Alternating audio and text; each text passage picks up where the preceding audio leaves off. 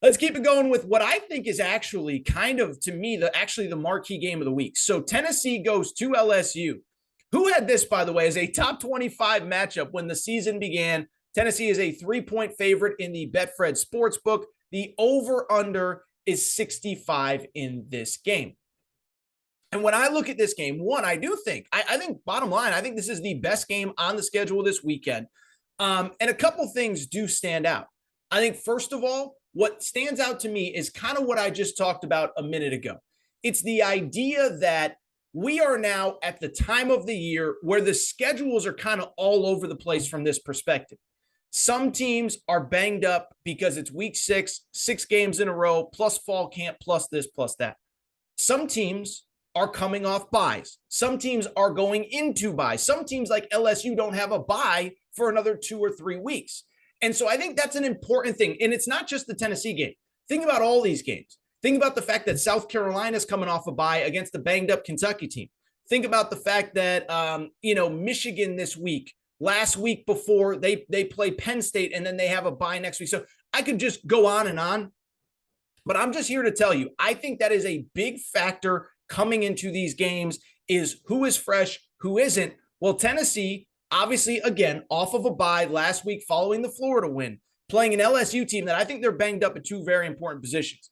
One, Jaden Daniels, their quarterback, is less than 100%. And if you watch that LSU-Auburn game last week, LSU was able to rally, but Jaden Daniels missed a big chunk of that game. And I do think that is going to be an X factor on Saturday.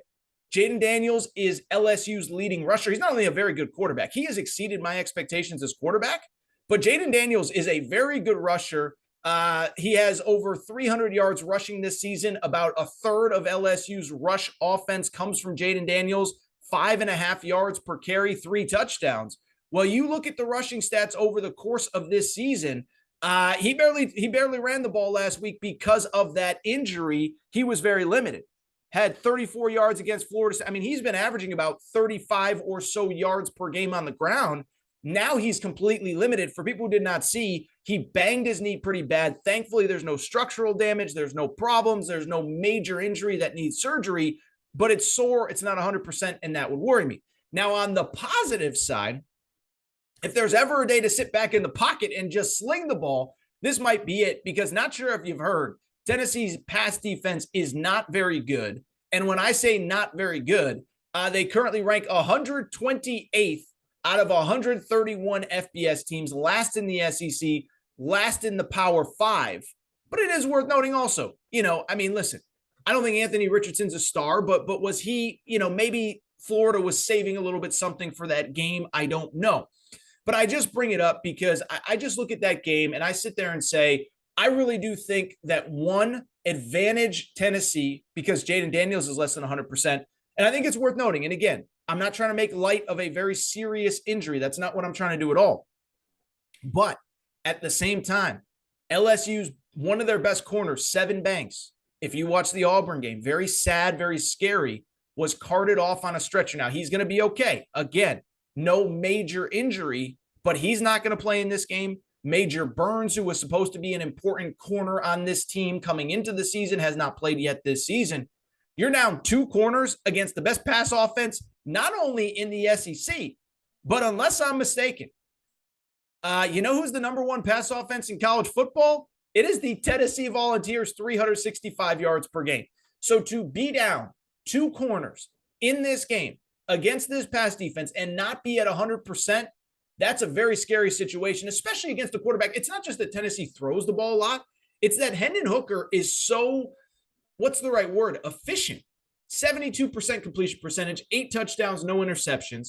And so to me, again, I don't tell you how to bet, but I will tell you, I don't love betting road favorites, especially in the SEC. But when I look at this game, Tennessee's weakness, I don't know if LSU can take advantage of.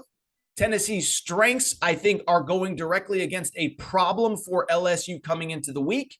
And one final note, yes, LSU's at home, but you talk about a break from the scheduling gods. Tennessee football has not gotten a lot of breaks over the last decade or so, but a break from the scheduling gods as Tennessee, this is an 11 a.m. Central, noon Eastern kickoff. I think that is a huge advantage to Tennessee as opposed to having to go in there at 7 or 8 o'clock at night. I give advantage to Tennessee. This is my Betfred best bet. We're going to look to try to get this game boosted.